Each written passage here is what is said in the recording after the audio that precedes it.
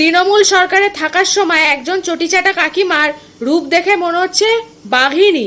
তোমরাই দেখো ভিডিওটা, দেখো দেখো। আমি বলেছি আপনাকে ভোট দেবো না, কেননা আমরা মমতা ব্যানার্জির লোক, তার জন্য আমাকে এসে ঠেট দেবে?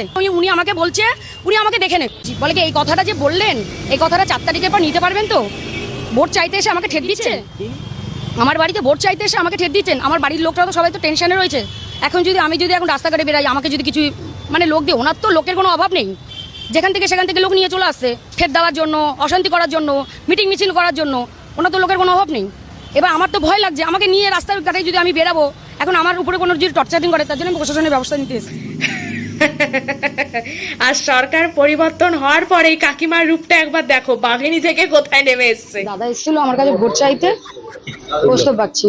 হ্যাঁ, আমাদের এমএলএ সাহেব যে এখন হয়েছে, ভোট চাইতে এসেছিল। আমি আবেগের বশতে বলেছি যে ওনাকে আমারই ভুল ছিল, দাদা খুব ভালো মানুষ, গেছিলাম দাদার কাছে, খুব বাজে বাজে কথা বলেছি, বাজে বলেছি কি আমি ভোট দেবো না, এই কথা বলেছিলাম, আমার একটা ভুল হয়ে গেছিল সেটাই।